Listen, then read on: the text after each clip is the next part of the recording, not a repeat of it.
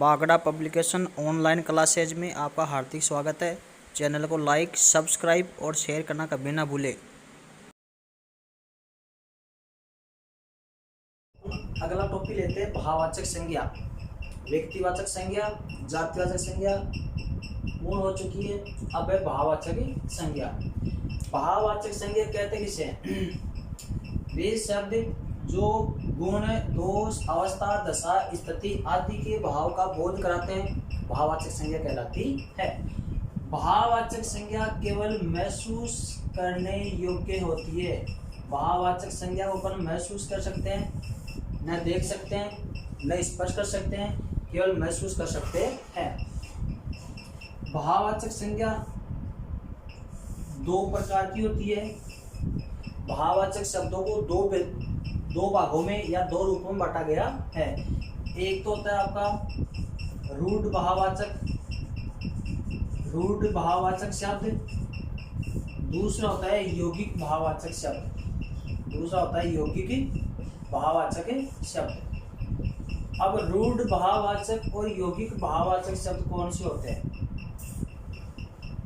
रूढ़ भाववाचक शब्द होते हैं जो बिना किसी इकाई की सहायता से भाव का बोध कराते हैं। जो बिना किसी इकाई की सहायता के ही भाव का बोध कराते हैं, वो तो रूढ़ भाववाचक होते हैं। मतलब जिसमें प्रत्यय जोड़ने की आवश्यकता नहीं होती है, वो तो रूढ़ भाववाचक होते हैं। और वे शब्द जो प्रत्यय जोड़ने के बाद में, किसी इकाई का सहयोग करने के बाद में या प्रत्यय जोड़ने के बाद में भाव का बोध कराते हैं, वो यौगिक भाववाचक होते हैं। रूढ़ भाववाचक शब्द कौन से होते हैं? जैसे प्रेम, प्यार, लालच, क्रोध, जन्म, मरण, सुख, दुख, आनंद, ये सब की सब क्या चीज है? ये भाववाचक शब्द है और रूढ़ भाववाचक है। रूढ़ भाववाचक होते कौन से हैं? जिनके टुकड़े नहीं किए जा सकते हैं, जो जन्मजात ही भाव का बोध कराते हैं। तो प्यार, प्रेम, लालच, क्रोध, जन्म, मरण, सुख, दुख, आनंद, ये सब क्या चीज है? रूढ़ भाववाचक शब्द है। अब चलते हैं अपन यौगिक भाववाचक शब्द, जो प्रत्यय की इकाई जोड़ने के बाद में भाव का बोध कराते हैं, वो होते हैं अपने यौगिक भाववाचक शब्द। तो यौगिक भाववाचक शब्द 5 प्रकार के शब्दों से बनते हैं, 5 प्रकार के शब्दों से निर्मित होते हैं। वो कौन कौन से हैं? जातिवाचक संज्ञा, सर्वनाम से सर्वनाम, विशेषण, क्रिया और क्रिया विशेषण। इन 5 प्रकार के शब्दों में प्रत्यय जोड़ने के बाद में यौगिक भाववाचक शब्द बनते हैं। जैसे जातिवाचक संज्ञा से अपन भाववाचक बनाते हैं। यह है आपका बच्चा, इस पे अपन पन प्रत्यय जोड़ते हैं तो बन जाएगा बचपन। क्या बन गया? बचपन। तो बच्चा जातिवाचक है और बचपन आपका भाववाचक हो गया। यह है लड़का, क्या है? लड़का। इसमें पन प्रत्यय जोड़ते क्या हो गया आपका? लड़कपन। लड़कपन क्या बन गया? भाववाचक शब्द बन गया। ये बचपन भाववाचक बन गया और बच्चा और लड़का आपका जातिवाचक है। तो जातिवाचक शब्दों में प्रत्यय जोड़ने के बाद में भाववाचक शब्द बन जाता है। दूसरा है अपना सर्वनाम शब्दों से भाववाचक बनाना। मम सर्वनाम है, इसमें ता प्रत्यय जोड़ दो या तय जोड़ दो। ता प्रत्यय जोड़ने पर क्या बन गया आपका? ममता। ता के स्थान पर तय जोड़ने के बाद में जाता आपका ममत्व है। ये आपका मम सर्वनाम शब्द है। ममता और ममत्व दोनों क्या बन गए? भाववाचक बन गया। यह अपना सर्वनाम शब्द है। अपना में इसमें पन प्रत्यय जोड़ दिया तो क्या बन गया? अपनापन। और इसमें तय प्रत्यय जोड़ने पर क्या बन जाएगा? अपनत्व। क्या बन गया? अपनत्व। तो ये दोनों भाववाचक बन गए और अपना क्या है? सर्वनाम। तो सर्वनाम शब्दों में प्रत्यय जोड़ने के बाद में भाववाचक शब्द बन जाते हैं। फिर है विशेषण। विशेषण क्या चीज़ है? ये बूढ़ा, क्या है? बूढ़ा विशेषण है, उसमें आपा प्रत्यय जोड़ने पर क्या बन जाएगा? बुढ़ापा, क्या बन गया, बुढ़ापा। मीठा क्या है, विशेषण है, उसमें आस पड़ते जोड़ने में क्या बन गया, मिठास, क्या बन गया, मिठास, भाववाचक बन गया। मीठा विशेषण है, बूढ़ा विशेषण है, बुढ़ापा, बुढ़ापा और मिठास, ये दोनों क्या बन गए, भाववाचक शब्द बन गए। अगर मीठा विशेषण है उसमें आज प्रत्यय जोड़ने पर मिठास तो बनता है भाववाचक, और आज के स्थान पर आई प्रत्यय जोड़ते हैं तो क्या बन जाता है, मिठाई। बल्कि ध्यान रखना, मिठाई शब्द भाववाचक न बनकर जातिवाचक शब्द बन गया है। हालांकि नियम ये है, किसी भी शब्द में आई प्रत्यय जोड़ने पर वो कर्म निश्चित रूप से भाववाचक ही बनता है। बल्कि मीठा विशेषण है, इसमें आई प्रत्यय जोड़ने पर क्या बन गया, मिठाई। ये मिठाई भाववाचक न बनकर क्या बन गई, जातिवाचक संज्ञा बन गई। तो इस अपवाद का विशेष ध्यान रखना। अब है अपनी क्रिया से भाववाचक बनाना। जैसे लड़ना है, लड़ना क्रिया है, इसमें अपन आई प्रत्यय जोड़ रहे हैं, क्या जोड़ रहे हैं, आई प्रत्यय। तो एक विशेष रूप से ध्यान रखना, अगर क्रिया के अंत में ना होता हमेशा, अगर किसी भी क्रिया में प्रत्यय जोड़ा जाता है तो क्रिया के अंत में जो ना होता है उस ना को उठाकर प्रत्यय जोड़ते हैं। तो क्रिया के अंत में ना है, ना उठाया जाएगा, फिर प्रत्यय जुड़ता है तो लड़ प्लस आई क्या बन गया आपका, लड़ाई। पढ़ प्लस आई क्या बन गया, पढ़ाई, क्या बन गया, पढ़ाई। भूल प्लस ए, भूलना क्रिया है, उसमें अ प्रत्यय जोड़ने पर क्या बन गया आपका, भूल। तो भूल भी भाववाचक बन गया। इस प्रकार से क्रिया से क्या बन गया, भाववाचक बन गया। अब है क्रिया विशेषण। क्रिया विशेषण से अपन भाववाचक बनाते हैं, क्रिया विशेषण से क्या बनाते हैं, भाववाचक। जैसे देर अविकारी शब्द है, देर क्या है, अविकारी। क्रिया विशेषण मैंने शुरू बताया था कि संज्ञा, सर्वनाम, विशेषण क्रिया विकारी शब्दों में होता है, और क्रिया विशेषण समुच्चय बोधक, संबंध बोधक और विस्मयाति बोधक आपके अविकारी शब्दों में होता है। तो क्रिया विशेषण एक अविकारी शब्द है। तो देर अविकारी शब्द है, क्रिया विशेषण है। शीघ्र, तेज और बाहर, ये सब क्या है, ये क्रिया विशेषण है, अविकारी शब्द है। देर में अपन ई प्रत्यय जोड़ देंगे तो देरी बन जाएगा, ये क्या बन गया आपका, भाववाचक बन गया। शीघ्र में अपन ता जोड़ते क्या बन जाएगा, शीघ्रता, भाववाचक बन गया। तेज में ई प्रत्यय जोड़ दो और बाहर में ई प्रत्यय जोड़ दो, क्या बन जाएगा, तेजी और बाहरी, ये सब क्या बन के भाववाचक शब्द बन जाते हैं। इस प्रकार भाववाचक संज्ञा दो प्रकार की होती है, रूढ़ भाववाचक और यौगिक भाववाचक।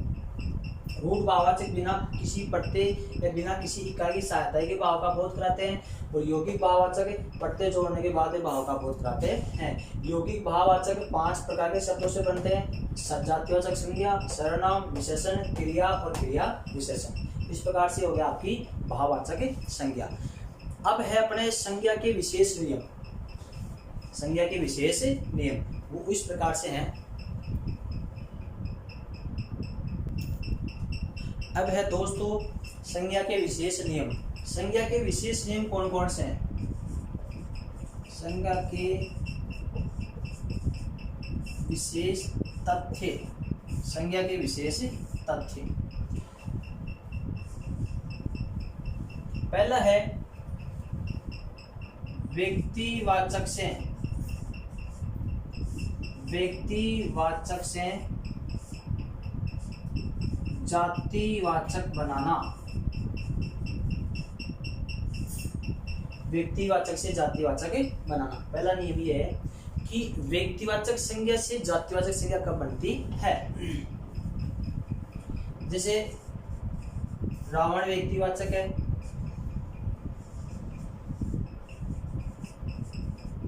विभीषण व्यक्तिवाचक है,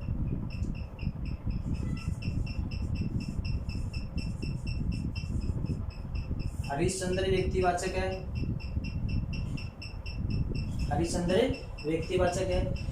ये सब व्यक्तिवाचक है। अब इनका व्यक्तिवाचक शब्दों का प्रयोग जातिवाचक में कब होता है? जब व्यक्तिवाचक संज्ञा का उदाहरण हो, व्यक्तिवाचक शब्द हो, अगर वह बहुवचन का बोध कराए, अगर वह बहुवचन में प्रयुक्त हो जाए या उसी किसी वाक्य में किसी जाति का बोध कराए तो आपका जातिवाचक संज्ञा में प्रयुक्त हो जाता है। जैसे रावण व्यक्तिवाचक संज्ञा है, बल्कि इसी व्यक्तिवाचक संज्ञा को बहुवचन में बदल देते हैं अपन, या किसी जाति के स्थान पर इसका प्रयोग करते हैं, जाति का बोध कराती है, वो जातिवाचक संज्ञा प्रयुक्त हो जाती है। जैसे कलयुग में रावणों की कमी नहीं है, कलयुग में रावणों की कमी नहीं है। ये अब रावणों शब्द है, यहाँ पर ये रावण एक वचन है तो व्यक्तिवाचक रहेगा, तो वो रावण शब्द एक वचन के स्थान पर या बहुवचन में प्रयुक्त हो गया तो अब आपकी जातिवाचक संज्ञा हो गई। या इसी को अगर बहुवचन में न बदलकर एक वचन में इसका प्रयोग करते हैं, एक वचन में ही वाक्य में प्रयुक्त करते हैं तो भी जातिवाचक ही रहेगी, क्योंकि रावण वहां पर स्वयं न होकर किसी जाति का बोध करा रहा है। जैसे आज हर घर में रावण बैठा है, आज हर घर में रावण बैठा है। अब यहाँ पर रावण एक वचन ही है, बल्कि यहाँ पर रावण स्वयं न होकर उसी रावण के रंग रूप गुण आकार विकार आदि के आधार पर उसकी जाति का बोध करा रहा है। ये भी आपकी जातिवाचक संज्ञा है। विभीषण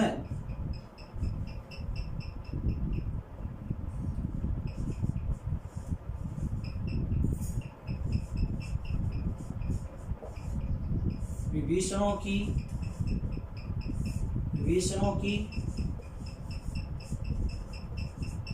कमी नहीं है, विभीषणों की कमी नहीं है। ये एक वचन है तो व्यक्तिवाचक संज्ञा रहेगी, और ये बहुवचन में प्रयुक्त होते ही जातिवाचक संज्ञा हो गई है।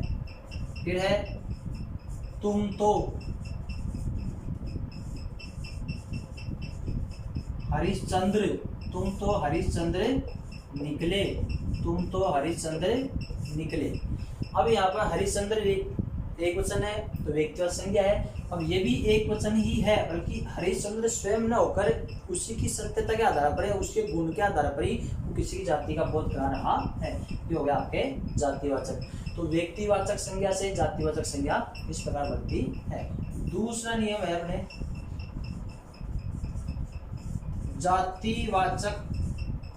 जातिवाचक संज्ञा से व्यक्तिवाचक संज्ञा बनाना, जातिवाचक संज्ञा से व्यक्तिवाचक संज्ञा बनाना। जैसे ये थे सारे व्यक्तिवाचक, ये हो गया आपके जातिवाचक। अब जातिवाचक का उदाहरण क्रम में यहाँ पर जैसे गांधी, मोदी,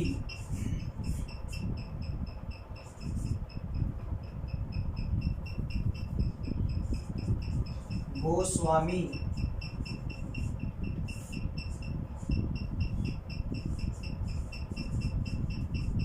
नेहरू।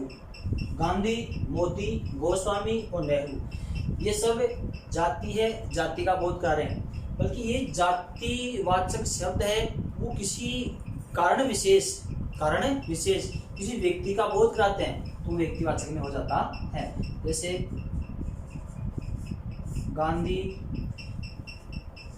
गांधी जी को राष्ट्रपिता कहा जाता है, गांधी जी को राष्ट्रपिता कहा जाता है। अब ये गांधी तो जाति है, अब गांधी से राहुल गांधी, सोनिया गांधी, प्रियंका गांधी, कोई सा भी हो सकता है, गांधी जाति है।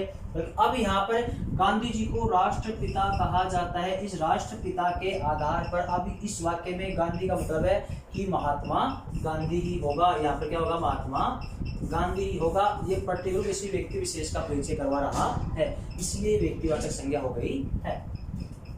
मोदी जाति है, ललित मोदी, नीरव मोदी, नरेंद्र मोदी, कौन सा मोदी, तो मोदी जातिवाचक संज्ञा है, क्योंकि यही मोदी शब्द किसी वाक्य में किसी व्यक्ति विशेष का परिचय करवाए तो रहेगा आपका व्यक्तिवाचक। जैसे मोदी भारत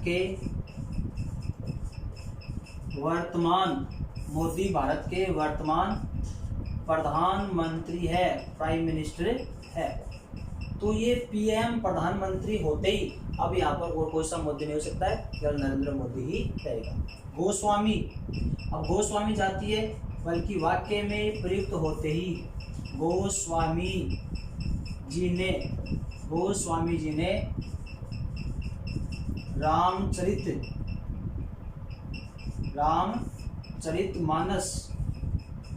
रामचरितमानस की रचना की।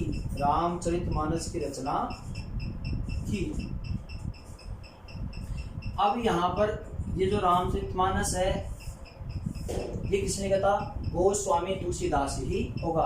रामचरितमानस का नाम आते हैं यहाँ पर गोस्वामी कौन है? तुलसीदास। कौन है? तुलसीदास ही होगा। तो ये तुलसीदास का परिचय बना है, व्यक्ति विशेष का परिचय बना है, तो व्यक्ति का नाम आते आपकी व्यक्तिगत संज्ञा हो जाती है। अब ये यहाँ पर पीएम का नाम आते कौन हो गया आपका? नरेंद्र मोदी हो जाता है। अब है नेहरू। अब नेहरू तो कोई सा भी हो सकता है, जाति है एक तरह से, बल्कि इसमें होगा नेहरू जी भारत के प्रथम प्रधानमंत्री थे। भारत के प्रथम प्रधानमंत्री थे। अब यहाँ पर प्रथम प्रधानमंत्री का नाम आते ही ये सीधा किसकी ओर अंकित करा है कि पंडित जवाहरलाल नेहरू का परिचय करवा रहा है। इस हिसाब से जातिवाचक संज्ञा से व्यक्तिवाचक बन जाता है। तीसरा नियम है अपना, मैंने समझा था कि व्यक्तिवाचक से जातिवाचक बनता है, जातिवाचक से व्यक्तिवाचक बनता है, फिर अब जातिवाचक से भाववाचक बनता है। अभी बनाया था आपने भाववाचक, यौगिक भाववाचक है। जातिवाचक संज्ञा से भाववाचक से बच्चा, बचपन, लड़का, लड़कपन। अब भाववाचक संज्ञा से जातिवाचक कैसे बनता है? ये हो गया आपकी भाववाचक संज्ञा से जातिवाचक बनाना। आप ये बताओ कि भाववाचक संज्ञा एक वचन में प्रयुक्त होती है, बहुवचन में? मैंने बताया था शुरुआत में कि व्यक्तिवाचक संज्ञा और भाववाचक संज्ञा हमेशा एक वचन में प्रयुक्त होती है, जातिवाचक एक वचन और बहुवचन दोनों में प्रयुक्त होती है। इस प्रकार से भाववाचक शब्दों का बहुवचन बनाते ही किस में आ जाएगा? जातिवाचक में आ जाता है। जैसे बुराई भाववाचक है, दूरी भाववाचक है, चोरी भाववाचक है। क्या है? भाववाचक है। बुराई, दूरी, चोरी ये सब क्या चीज है? भाववाचक है। कुर्बानी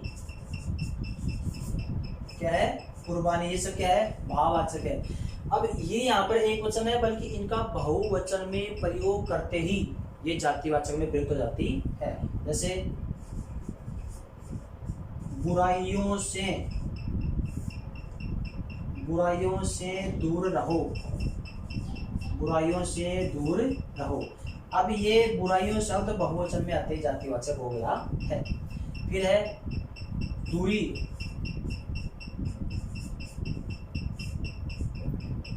गांवों की शहरों से दूरियां बढ़ती जा रही है। अब इसमें जो दूरियां है, क्या दूरियां, कि गांवों की शहरों से दूरियां बढ़ती जा रही है, बहुवचन होते हैं, आपका जातिवाचक हो जाता है। फिर है चोरी, ये हो जाएगा शहरों में चोरियां अधिक होती है। शहरों में चोरियां अधिक होती है। ये चोरियां बहुवचन होते हैं, आपका जातिवाचक हो गया। कुर्बानी शब्द है, ये एक वचन है, तो जवानों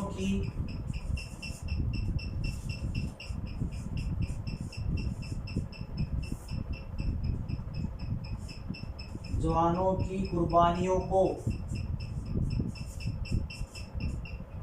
सत नमन। जवानों की कुर्बानियों को सत नमन है। तो ये हो गया आपका बहुवचन में बदलते ही जातिवाचक हो जाती है। ये संज्ञा के विशेष तथ्य 3 हो गए। व्यक्तिवाचक से जातिवाचक, जातिवाचक से व्यक्तिवाचक, भाववाचक से जातिवाचक। अब अगला नियम है, इसके 2 तथ्य और बच रहे हैं। उसमें क्या है कि अब अगला तथ्य है, चौथा तथ्य है कि जातिवाचक शब्द कभी कभार व्यक्तिवाचक में भी बदल जाते हैं। व्यक्तिवाचक में बदल जाते हैं। जातिवाचक शब्द कभी कभार व्यक्तिवाचक शब्दों में प्रयुक्त हो जाते हैं। जैसे मैंने आपको शुरू में बताया था कि जातिवाचक संज्ञा हमेशा एक वचन और बहुवचन में होती है। एक वचन और बहुवचन में होती है। व्यक्तिवाचक संज्ञा हमेशा एक वचन में होती है। एक वचन में होती है, क्योंकि इस नियम में व्यक्तिवाचक संज्ञा बहुवचन में भी प्रयुक्त हो जाती है। वो कैसे? जैसे अंग्रेज जातिवाचक है। मुगल जातिवाचक है। मराठा जातिवाचक। अंग्रेज, मुगल, मराठा, गुप्त वंश ना, गुप्त वंश, ये भी जातिवाचक है। ये जातिवाचक है, बल्कि इसका विशेष नियम क्या है, इसका नोट क्या है, ये इस प्रकार है कि जब जातिवाचक संज्ञा एक वचन में हो, जब जातिवाचक संज्ञा एक वचन में हो और वह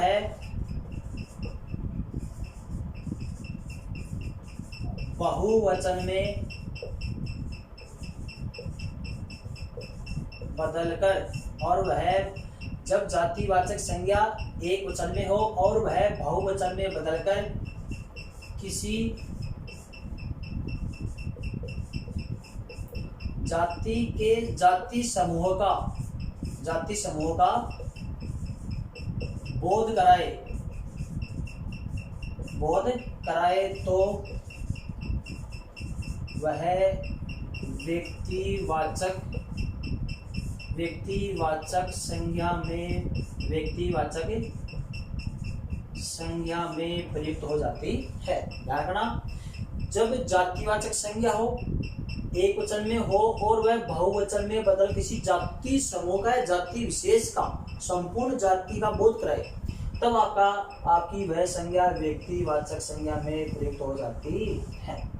तब उसको व्यक्तिवाचक संज्ञा मानी जाएगी। वैसे अंग्रेज, मुगल, मराठा, गुप्त, ये सब क्या है? जाति है, जातिवाचक रहेगी। बल्कि ये जाति ही जब बहुवचन में बदल जाए और संपूर्ण जाति का बोध कराए, संपूर्ण जाति विशेष का समूह का बोध कराए, तब व्यक्तिवाचक संज्ञा मानी जाती है। जैसे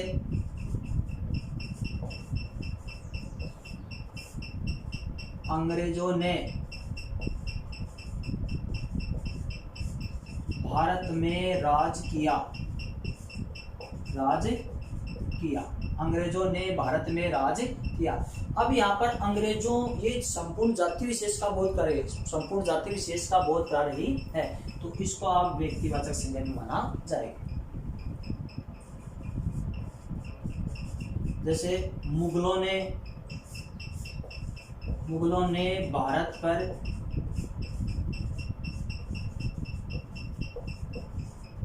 अनेक आक्रमण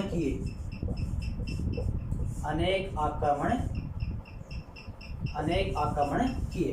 मुगलों ने भारत पर अनेक आक्रमण किए, ये हो जाएगा आपका, क्या हो जाएगा आपका? व्यक्तिवाचक संज्ञा। इसी तरह से हो जाएगा आपका मराठा का मराठो, गुप्त का गुप्तो, पठान का पठानो। ये मतलब कि जब कोई जाति विशेष हो, एक वचन में रहे, तब तो जातिवाचक रहेगी, और वही जाति विशेष बहुवचन में बदला किसी संपूर्ण जाति का बोध कराए, तो हो जाएगा आपका व्यक्तिवाचक संज्ञा। अंग्रेजों, मुगलों, मराठों, गुप्तों और पठानों, ये हो गया आपकी व्यक्तिवाचक संज्ञा, इनमें मानी जाएगी। अगला नियम है पांचवा, अगला पांचवा तथ्य है, इसको मिटा देता हूं। ये समझ में आ गया?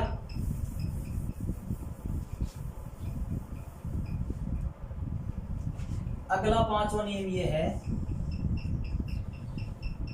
कि अगर कोई विशेषण शब्द हो, अगर कोई विशेषण शब्द हो, विशेषण शब्द में ओकारांत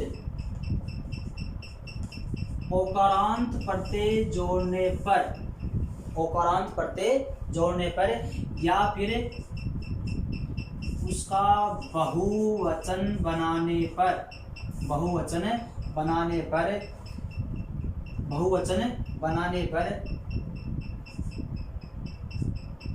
विशेषण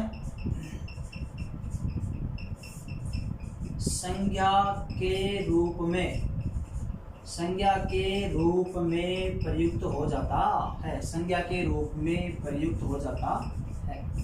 क्या सुना आपने? विशेषण शब्द में ओकारांत प्रत्यय जोड़ने पर, अगर कोई विशेषण शब्द हो उसमें ओकारांत प्रत्यय जोड़ने पर या उसका बहुवचन बनाने पर वो विशेषण संज्ञा के रूप में प्रयुक्त हो जाता है। जैसे ये तो आपका है विशेषण, क्या? गरीब, अमीर, छोटा,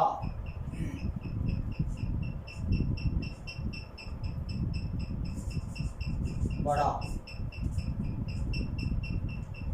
ये सब क्या चीज है कि विशेषण शब्द में ओकारांत प्रत्यय जोड़ने पर या विशेषण का बहुवचन बनाने पर वह विशेषण शब्द संज्ञा के रूप में प्रयुक्त हो जाता है। गरीब, अमीर, छोटा, बड़ा, ये क्या चीज है? विशेषण है। पता कैसे लगेगा? क्योंकि गरीब आदमी, आदमी की विशेषता बता रहा है, छोटा आदमी, बड़ा आदमी, अमीर आदमी। अब इसमें अपन ओकारांत प्रत्यय जोड़ने पर, इसका बहुवचन बनाने पर ओकारांत प्रत्यय जोड़ दिया अपने गरीबों, गरीबों की सहायता करो, गरीबों की सहायता करो। अब इसमें गरीबों शब्द विशेषण न होकर एक संज्ञा के स्थान पर प्रयुक्त हो रहा है, तो गरीबों इस वाक्य में क्या है? चीज है संज्ञा। फिर है अमीर, अमीर विशेषण है तो हो जाएगा अमीरों से, अमीरों से दूर रहो, अमीरों से दूर रहो। अब इसमें अमीरों शब्द क्या बन गया? संज्ञा। फिर छोटा विशेषण है तो इसका ओकारांत प्रत्यय बहुवचन बनाते ही छोटों के प्रति स्नेह रखो, छोटों के प्रति स्नेह रखो। यह आपकी संज्ञा बन गई। बड़ा विशेषण है बल्कि बड़ों के प्रति श्रद्धा रखो, बड़ों के प्रति श्रद्धा रखो। क्योंकि बड़ों शब्द क्या बन गया? आपका यहाँ पर विशेषण है के स्थान पर क्या बन गई? संज्ञा। गरीब, अमीर, छोटा, बड़ा विशेषण है, इनका बहुवचन बनाते ही इनमें ओकारांत प्रत्यय जोड़ते ही क्या बन जाएगी? आपकी संज्ञा बन जाती है। लास्ट नियम, छठा नियम ये है, छठा नियम क्या है कि कभी कभी क्रिया भी संज्ञा का रूप धारण कर लेती है, संज्ञा का रूप धारण कर लेती है। कैसे? बल्कि उसको अपन कहेंगे क्या? वहां पर संज्ञा नहीं कहेंगे, उसको कहेंगे अपन क्रियार्थक संज्ञा। क्या कहेंगे? क्रियार्थक संज्ञा कहते हैं कि कभी कभी क्रिया भी संज्ञा का रूप धारण कर लेती है, बल्कि वहां पर उसको संज्ञा न कह करके क्या कहेंगे? उसको अपन क्रियार्थक संज्ञा कहते हैं। अब कैसे? जैसे टहलना, टहलना एक क्रिया है, बल्कि इस वाक्य में टहलना स्वास्थ्य के लिए लाभदायक है, लाभदायक है। अब यहाँ पर टहलना वैसी क्रिया है, टहलना वैसे क्रिया है, बल्कि इस वाक्य में टहलना यहाँ पर क्रिया न होकर के एक संज्ञा का रूप या एक संज्ञा के स्थान पर प्रयुक्त हो रही है। तो टहलना एक स्वास्थ्य के लिए लाभदायक है। इस टहलना को क्रिया न कह करके अपन कहेंगे इसको क्रियार्थक संज्ञा, क्योंकि यहाँ पर एक टहलना संज्ञा का रूप का संज्ञा के स्थान पर काम कर रही है। दूसरा है पीना एक बुरी आदत है। पीना एक बुरी आदत है। अब यहाँ पर पीना क्रिया है, वैसे तो टहलना क्रिया है, पीना क्रिया है, बल्कि इस वाक्य में पीना शब्द एक संज्ञा के स्थान पर प्रयुक्त हो रहा है। क्या हो रही है? संज्ञा के स्थान पर प्रयुक्त हो रही है, इसलिए संज्ञा, ये पीना संज्ञा नहीं है, नई क्रिया है, इसको अपन कहेंगे क्रियार्थक संज्ञा। क्या कहेंगे? क्रियार्थक संज्ञा। इस प्रकार से अपने ये संज्ञा के विशेष नियम हो गए हैं। अब एक छोटी सी बात और बच रही है,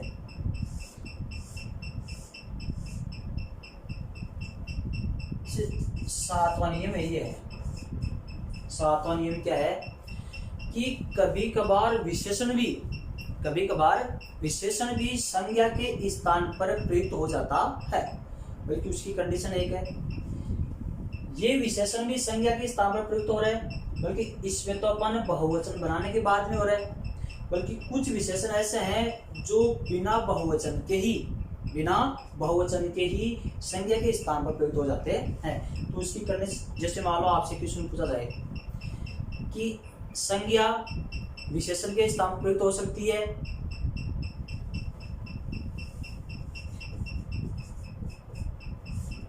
संज्ञा विशेषण स्थान पर और विशेषण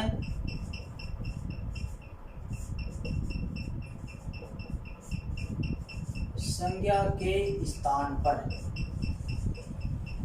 इसका विशेष ध्यान रखना कि संज्ञा विशेषण के स्थान पर कभी भी प्रयुक्त नहीं हो सकती है। संज्ञा विशेषण के स्थान पर कभी भी प्रयुक्त नहीं हो सकती है, बल्कि विशेषण संज्ञा के स्थान पर प्रयुक्त हो सकता है। ध्यान रखना, संज्ञा को अपन विशेषण नहीं कह सकते, बल्कि विशेषण को अपन संज्ञा कह सकते हैं। जैसे अभी बदलती कैसे, जैसे मान लो अब ये उदाहरण है आपका, यहाँ पर ये सातवां नियम यही है कि संज्ञा विशेषण के स्थान पर कभी भी प्रयुक्त नहीं होती है, बल्कि विशेषण संज्ञा के स्थान पर प्रयुक्त हो सकता है। कैसे? जैसे ये है आपका